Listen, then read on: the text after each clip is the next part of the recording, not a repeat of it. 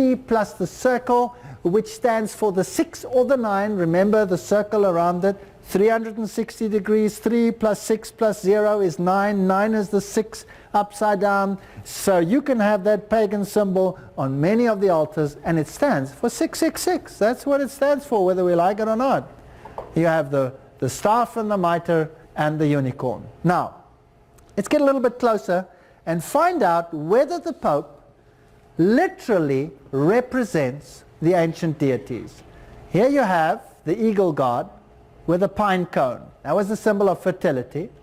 Here you have the ancient winged cherub with a pine cone, which was the symbol of his power through the fertility cult. The biggest pine cone and staff you'll find here, one of the biggest at least, here in Osiris worship. This is the Egyptian deity. Osiris had the shepherd's rod with a pine cone on it. And there you have a Hindu deity with a pine cone in his hand. So they're all the same. The pine cone, symbol of the Mexican religion, pine trees, Christmas, all those interesting things. There you have Dionysius with his staff with a pine cone on it. A little bit of Bacchus with a pine cone on it. And there's the biggest pine cone in the world in the court of the Vatican. There's another one in the Vatican court with a symbol of the female deity, because Isis always walked with 2 peacocks, symbol of fertility, in the Vatican Square. And there is the crozier, the shepherd's rod of the Pope, and it always has the pine cone on it. Do you think they know what they are doing, or do you think this is pure chance and incidental? Well, it can no longer be chance. It can no longer be chance. This is the staff that the present Pope uses. It's the same one, by the way, which was used by the previous Pope. And it has this cross, the bent cross. And it has Jesus down there, like that, making the sexagesimal triangle. There's the pine cone on his staff. And the bent cross is the symbol of Lucifer. You'll find it in Luciferian worship, you'll find it in Satan worship, and you'll find it in places where you will not expect it. What about the pagan feasts in Christianity? The solar symbol and the feasts of France, you had summer solstice and winter solstice. Those have become the feast of St. John, and the feast of the Immaculate Conception, where they jump over the fire. These are Roman Catholic festivals. They are pagan festivals. Here you have European sun worship and Druid worship, exactly the same thing, the lighting of the fire, the circular movement of the Druids. The Druids today are alive and well and living in Britain. Did you know that? And do you know that Druid worship, well, let's not get into the details. Let me leave a little bit for later. It gets very exciting. The tower burning, that's the festival of St. John and Urbs. That is still used today. What about Christmas? Well, Christmas is celebrated everywhere. Christmas is a representation of the serpent who gives life to the tree Osiris, who was cut down, and through the life of the serpent, the life-giving serpent, the tree sprouts and gives rise to a young shoot. This was decorated with round globes and lighted up in ancient times to celebrate the rebirth of Osiris in the form of Horus. They would also take the log, which they called the Jewel log, and throw it in the fire, representing the death and the suffering of Osiris with his resurrection. The mistletoe, symbol of fertility and love. If you stand under the mistletoe and get kissed, that's it, you're in love. Well, what was the sacrifice to the gods on that particular day? The main sacrifice were 2 unclean animals. It was the goose and it was the pig. If you go to Europe, in Germany, the dinner for Christmas is the Christmas goose. If you go to England, it is the gammon. The gammon and the goose, the 2 offerings. Later, different birds were substituted, but the pig deity is right there in with it. Here you have the goddess Amaterasu, Soraya worship. Here you go, whether it's Amaterasu or Soraya is incidental. Here Soraya rides through the heavens with his horse-drawn carriage. And on the winter solstice, Sariah rides through the heavens, drawn by his carriage. Well, depending where you were, here you have Sariah being drawn through the heavens with a horse-drawn carriage. If you were the god Zeus, for example, in Greece, then you were drawn through the clouds and through the sky on the solstice, which was the 25th of December. You were drawn through by a carriage drawn by goats. But if you lived in Scandinavian countries where there was snow, what do you think the animal was that drew the sun god through the skies on the 25th of December? Well, there you have the medallion of Cybele. You have her in a carriage, and you have the sun and the half moon with a star being born in it. And there again you have the Indian miniature Sariah. It's exactly the same Sariah, whether it is Cybele, or whether it is the one form of the deity or the other. If you go to the Versailles in France, Helios and his sun chariot coming out of the water, being carried away. These are the symbols. They celebrate Elijah's transformation as he's riding through the sky. They make a sun deity out of it. They take all the symbols of Christianity and change them to pagan symbols. Now here's the Hittite Raiton. Can you see that? Same as in Scandinavia. The carriage was drawn by reindeer. Now where does that symbol come from? That's an interesting name, right? Santa. Now does that stand for saint, or is that sancta? Santa is something totally different. Santa, if you re-scramble that and you take this whole system into consideration, then you could also get Satan. Now who designed the little happy man that rides through the skies and made it available to all our children? Well, it was Walt Disney. And Walt Disney was a 33-degree Freemason. Now, what is the god of the 33-degree Freemason? Well, we'll have to ask them what it is. And for that, because I'm not going to say it, I could get into trouble. Let them say it, and they can get into trouble, right? Come to a future lecture, and let's see who the god of the 33-degree Freemason is. Let's have a look at the origin of Santa Claus. 4th century historical evidence shows that St. Nicholas never existed as a human. He was rather Christianized version of the pagan sea god, the Greek god Poseidon, the Roman god Neptune, the Teutonic god called Nikar, Nicolaitans. By the way, the Bible says in the book of Revelations that God hates those that adhere to the doctrines of the Nicolaitans, those who served at the throne of Nicholas. Revelation says that. But here we have Nicholas riding through the skies. And our children say, please, St. Nicholas, bring us a present. Where's Jesus in Christmas? It's got nothing to do with Christmas. In the early centuries of the Christian church, many pagan gods and goddesses were humanized and converted to Christian saints. When the church created the persona Saint Nicholas, they adopted Poseidon's title, the sailor. They picked up the last name from Nika. Various temples of Poseidon became shrine of St. Nicholas of the Nicolaitans, which God hates. This comes from the Women's Encyclopedia of Myths and Secrets. It's not me saying these things. What's the theology of Santa? Santa is taught to most children. He is omnipresent. He can visit hundreds of millions of homes in one night. He's omniscient. He monitors each child. He's all-seeing, all-knowing. He knows if they were good, if they were bad. He does have great powers. He can manufacture gifts for hundreds of millions of children in one night, each delivered to the correct child. He's all good, all judge. He judges which children have shown good behavior, and he's eternal. He never dies. What do you make of him then?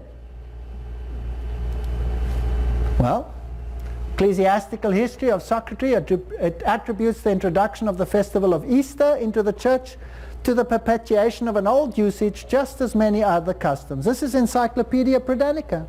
So Easter is the feast of Easter. Did you know that the Pope had the calendar shifted to bring it in line? That's why we have the Gregorian calendar today, to bring it in line with the pagan feast of Ishtar and force this worship onto the Christian world. It's paganism. We think we're Christian, but we're not. Let's ask the Catholic Encyclopedia. That should help. The Easter fire is lit on top of the mountain. This is a custom of pagan origin. The church adopted the observance into the Easter ceremony. They admit it. Well, Easter, the egg, Heliopis, Typhon, the egg. Where do you read about Easter bunnies and eggs in the Bible? I haven't seen it, but here it is, pre-Christian painted eggs. It comes from paganism. It is sun worship. And the bun with a cross on it, symbol of Tammuz. I see the woman baking cakes for the Queen of Heaven, symbol of the goddess worship. So we have exactly the same, the hot cross bun. Now let me just put you straight on something. I'm not hooked on symbols. I don't care what symbols they use. I don't care what flowers they use. I don't care what symbols they use. It doesn't matter. It's just a symbol. The fact that Satan applies that symbol to his worship is his business. If somebody gives me a hot cross bun, I'll eat it. Cross or no cross. It's just a bun. But the fact of the matter it is that there is a deeper connotation. The Roman bath, England, notice the serpent symbol. The serpent is the life giver. You find it in Egypt. You find it in Hinduism. Everywhere you find the serpent. It is the most prominent symbol. There you have the Hydra. You find it everywhere. Would you find it in Catholicism? Of course. Here's a modern cathedral with a serpent, and the main crest of the Vatican has the dragon serpent on it. And the dragon on the papal crest in the Vatican Museum, Vatis means the diviner, Khan is the serpent. Vatican means the divining serpent. Dragon worship, that's what it is. The Bible says the dragon gave him his seat and power and great authority. There's the same symbol as was used for pagan Rome, because the Vatican has taken the seat of Caesar. It's one and the same thing. So there's the ancient symbol of the dragon on a Roman bridge. The Vatican has just taken it over. The greatest serpents in the world you will find on Bernini's canopy in Rome. It's interesting that St. Paul's Cathedral, which was a Protestant cathedral, has been totally rebuilt and now has a duplicate of Bernini's canopy inside it. And on this altar you have the birth process taking place in Pope Joan, the only female pope who was a male but turned out to be a female and gave birth. They don't hide it. They put it onto the altar. It's part of the fertility rite. The bee on that same altar, symbol of the pagan fertility rite. Just as the crozier of the goddess was a serpent, so the croziers of ceremonial bishop's dress is also either a dragon or a serpent, as you would find it in Egypt as covering cherub serpents. Solar wheels. Now it gets exciting. I'm almost done. Hang around. A Syrio-Babylonian altar with the solar wheel. Notice there's the straight one and there's the curved one. So you have two crosses, one in the other. They don't always have to be curved and straight, but the one represents the female, the curved one, and the other one represents the union of the male and the female. So you have 8 spokes in this system. This is called the solar wheel. Now there you have the solar wheel in a Buddhist temple, and there you have it in Egyptian, the Osiris riding the solar wheel. See, it's just 8 spokes. And that's really what it is the 2 crosses, symbol of the sun god, coming together. There you have it in the Catholic Cathedral in Notre Dame, and there you have it on that famous temple at Karnak in India, where they have all those terrible sculptures which are associated with that form of worship. There's another solar wheel with a Madonna holding it. There's a modern one on a Roman Catholic altar. And the biggest solar wheel in the world you will find in the Vatican Square. There it is. Now this is an interesting story. This solar wheel, there it is. There are 8 spokes. If you count them over there, 1, 2, 3, 4, 5, 6, 7, 8. In the middle, you have the main symbol of the sun god, which is the circle with the cross in it. Remember I showed you the bull and I showed you the lion looking towards the circle with the cross in it? That's the symbol of sun worship. And in the middle you have the stela. There it stands, the symbol of Osiris, transported from Egypt to this particular spot, and the Pope had it moved to that spot. And he commissioned, or he put out a tender to move it. And he commissioned that those who moved it to this spot, should they let it fall and it should break, all the workers would be put to death. It took a long while to find someone who would actually do it. But they finally did it and built it. Now the interesting thing about this is that you have this huge solar wheel and you have a wheel within a wheel. There's the wheel within the bigger wheel. Now the throne of God in Ezekiel is described as a wheel within a wheel. And here the throne of another deity is described as a wheel within a wheel. We have today on this planet a real, live representative of all the deities of Babylon. In other words, the vestments, the title, Pontifex Maximus, can be traced all the way back as it came through history, and it today subsides in the papacy. I'm not condemning any Roman Catholic. Remember, I'm not talking about people. I'm talking about a system. The system represents it. And I believe there are many, many priests in Roman Catholicism who serve God to the best of their conscience, and God acknowledges them as his children. I believe that. And I've met many, but when they hear the truth, they come out of her, my people. You cannot serve both Baal and the other one at the same time. You cannot serve good and evil at the same time. You cannot serve two masters. So there is a choice involved. Now if we know that this system represents not Jesus Christ, but represents the other light bearer, whose occultic name is Lucifer, then we must make a decision. And I'm telling you tonight, I believe, in fact, I know, I'm convinced, let's put it that way, that in the higher circles and in the inner movings of the secret societies within the system, they know exactly who they are worshipping, and I will prove it to you in future lectures. I'll put the quotes on the screen showing who the deity is that they worship by name. Then we have a king of Babylon today. If anyone bows down to him and accepts his authority over and above the authority of God, then you are bowing down to the system and you become subject to the king of Babylon. And that is something which we as Christians should not do, because the Bible tells us, come out of her, my people, that you be not partakers of her sins. I know that this is terrible information, but all I've done is I've shown you paganism, I've taken you to Babylon, and I've traced it through all the religions, and you find its greatest manifestation every single time within Catholicism. Down to the rod that he carries with the pagan incrustations on it, he knows exactly what he's doing. They know exactly what they're doing and where it comes from. But it's hidden under a garb of Christianity.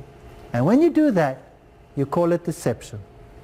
Now, I was a Roman Catholic, and when I saw these things, when I studied Daniel chapter 7, I was shattered. I got sick, because I was really a sincere Roman Catholic. I got sick. And I studied the scriptures, and I went to the libraries to see if these things were so, and they were so. I studied the history, and I said, there must be a way out. This cannot be.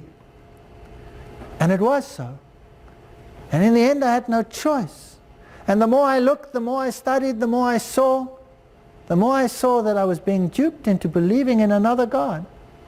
I remember sitting once in a Roman Catholic church, and I was sitting there and I was saying, Every time I come to Mass, every time I go down on my knees, every time I go take the wafer, and I feel so empty, please talk to me, God.